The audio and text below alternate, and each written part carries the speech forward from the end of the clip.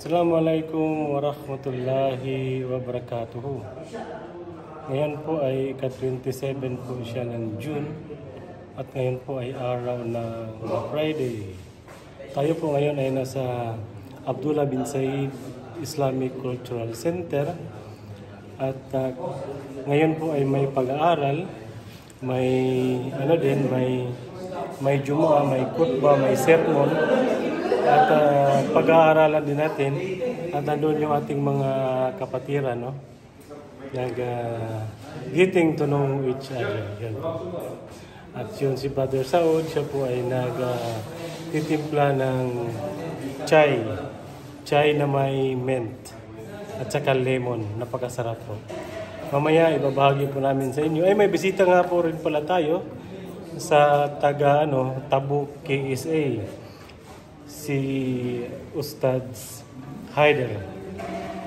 At mamaya pakikinggan po natin ang kanyang ibabahaging kaalaman.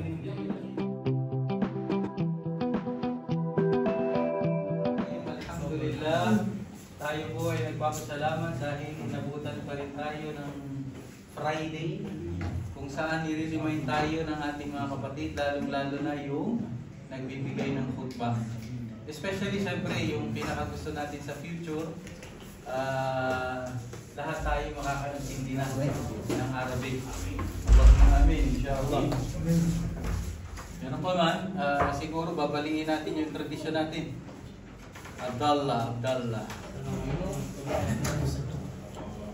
السلام ما شاء الله اليوم الحضور عندنا كبير. اقصى حد ممكن تاخذه كم؟ عندكم كم؟ عندنا 30. كم ممكن تنزلوا؟ لان العمال نظافه والسكيورتي والسائقين ما طلعوا. ما شاء الله. ممكن ولا ما ممكن؟ يعني تنزيلات اليوم. تنزيلات تفضل. كيف؟ كم الباقي؟ ما في مشكلة. عادي؟ انتم تاكلون مشترك صح؟ ولا سياخذون؟ لا ان شاء الله. طبعا خصوصي الشيخ هذا لازم واحد ضيف. الضيف هذا لازم هو هذا اوكي؟ تمام. والباقي مشي حالنا انتم من اهل البيت. اوكي؟ ما في مشكلة يا شيخ. تعرف الفلبينيين يعني ايوه متعاونين وبسطاء يضحك علينا على السريع. بارك الله فيك. الاوراق وين الاوراق؟ اوراق في المكتب.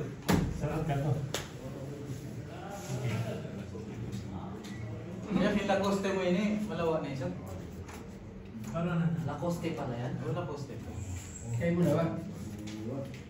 Original to, guys. Kaya mo na parang nawala na ako ng ganang linisin ng araw. Sa akin, ano din?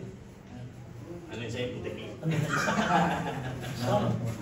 So, inshallah, babaliin muna natin yung tradition natin na translation. Pero kung gusto ng ating lecturer na magbigay ng konting introduction regarding dun sa topic ng imam, walang problema. Pero in-invite natin po siya, galing po siya sa KSA, na nag-graduate po siya sa Tabuk. So, meron din po siyang inahawakan na center sa Tabuk. Meron din siya mga estudyante, mga Balik Islam. So, alhamdulillah, magandang balita dahil siya po ay magpapatuloy ng kanyang pag-aaral na masters. Hopefully, natapos niya ng mabilisan at maging parte pa ng community natin na magtuturo sa atin. Okay? So, hindi na natin patatagalin. Ang ating pro ay si Sheikh Haider Abu Bakar from Zamboanga City. No? May mix na tribo na sama Bantay at saka Tungsug. So mix po. Pero alhamdulillah, isa po siya sa mga nagtuturo na matuwid yung Tagalog din. Okay, so hindi na natin patatagalin. Wala, Chef. Tafadhal. Alhamdulillah, wassalatu wassalamu ala rasulillah wa ala alihi wa ashabihi wa man ittaba'a hudah. Assalamualaikum warahmatullahi wabarakatuh. Lahat ng pagpuri at pasalamat ay po sa ating ay kay Allah subhanahu wa ta'ala lamang. Ay kanyang papugay at pasalamat ay po sa ating mahal na propeta. Muhammad sallallahu alaihi wasallam. At na po sa lahat, sinabi na siya kanina na matuwid mag-Tagalog ay pinipilit ko lang po ito. Pinipilit lang siya. Inshallah. Pero alhamdulillah, dahil sa ang lingwahe naman natin ay Pilipino o Tagalog, Pilipino tayo, kaya Tagalog ang dapat para sa kalahatan na tribo sa atin ay salo-salo din, kaya kaysa tayong intindihin ito para ang bawat isa ay makakakuha ng kaunting kaalaman. At pasasalamat sa ating Sheikh Mek at sa mga kapatiran dito, masyaallah, mga iba't ibang tribo, mapa Ilocano pa man, mapa Bisaya, Kausug, Iyakan, Sinama, lahat ng mga tribo na hindi pa natin nabanggit, lahat ng mga Pilipino. Pasasalamat sa mainit ng pagtanggap niyo dito po sa amin, sa Qatar, inshallah. Jazakumullahu khairan. At sa mga nagbigay ng oras nila, kagabi, bisita. Sa mga hindi rin nakapunta doon lang, kung gusto nyo pumunta, kaso lang, yun nga, walang oras o kaya may mga busy, mga iba. Ala kulli hal, jazakumullahu khairan. Kami taus-puso akong nagpapasalamat sa inyong lahat. At ang patungkol naman po sa ibibigay ng aral, konting aral sa hapon na ito, inshallah. Assalamualaikum. Sapor. Dok? Kung tutusin po, ay ang bawat araw na nakukuha nyo kay Sheikh Mex na aral, sapat na po yun. Dahil kung titimbangin o di kaya titingnan ang kaalaman namin sa kaalaman ni Sheikh Mex, sila po ay mga pioneering na mga graduates, mga ulama sa ating lugar sa Pilipinas. Bilangin nyo na po ako isa sa mga estudyante niya. So ayun, mga mahal naming kapatid sa pananampalatayang Islam, dahil siguro ito ay ang unang bisita o unang aral din na i-share namin sa inyo, mas mainam siguro doon tayo sa pinaka mataas o pinaka maraming kabutihan na makukuha ang isang Muslim kapag ito ay kanyang sinagawa. Ano po ito? Ito po ang pagsasaliksik sa kaalaman ng reliyang Islam.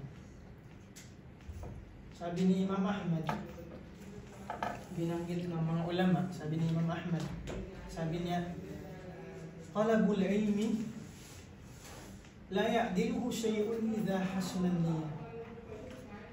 Ang pagsasaliksik ng kaalaman sa reliyong Islam ay walang kapantay. Wala siyang kapantay ng kabutihan. Banggitin mo ng lahat.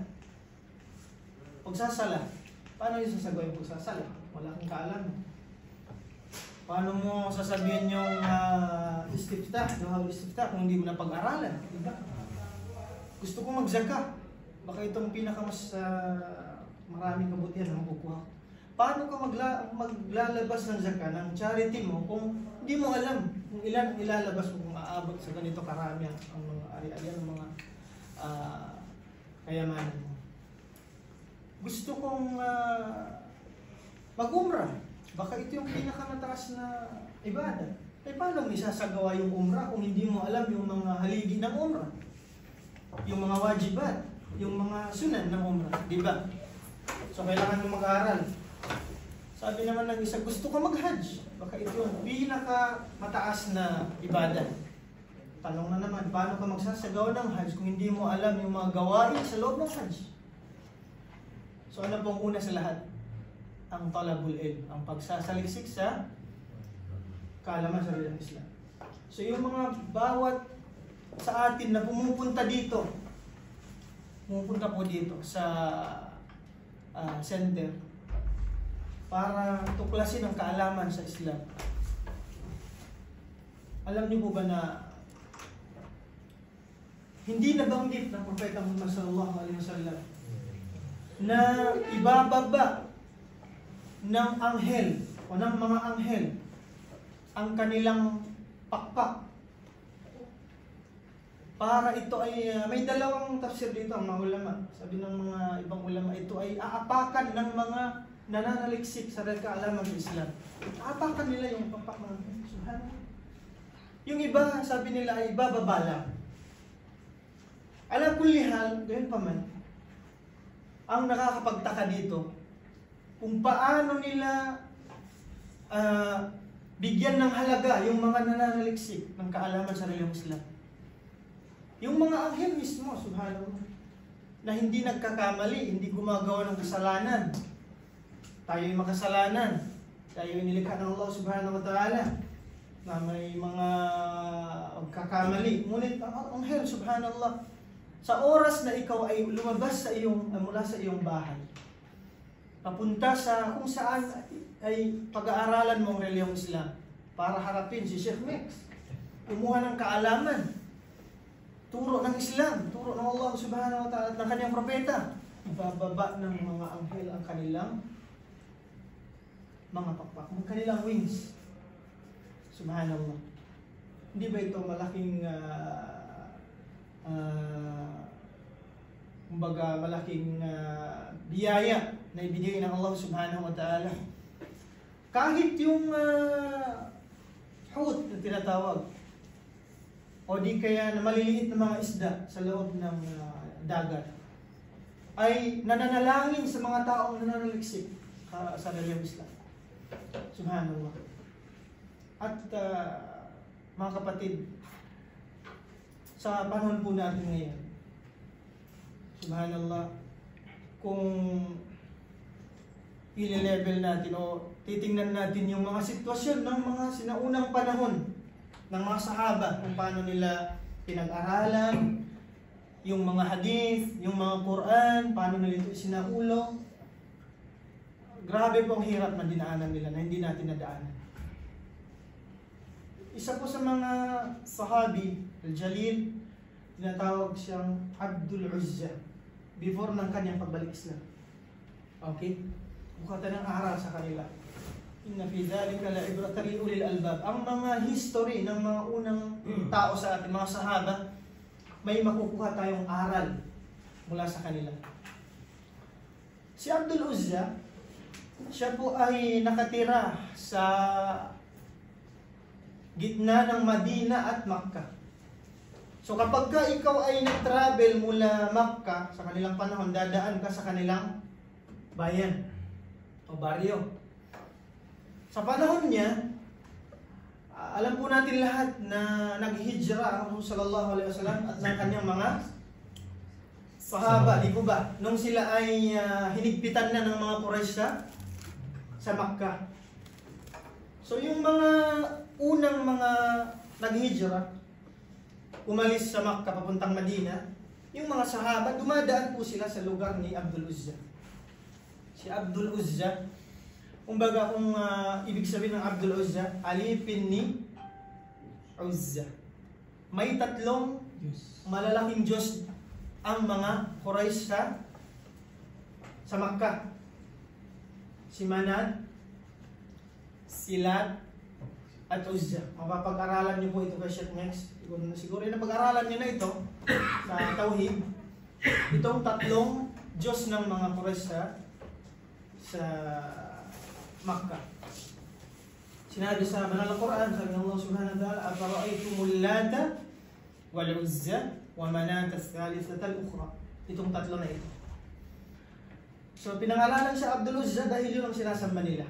Si Uzza, isa sa tatlo. Kapag ka ang mga sahaba ay dumadaan po sa kanilang baryo, sa kanilang bayan, may isang sahaba na hinihikayat siyang magbalik Islam. Itong si Abdul Uzza. Hinihikayat siyang magbalik Islam.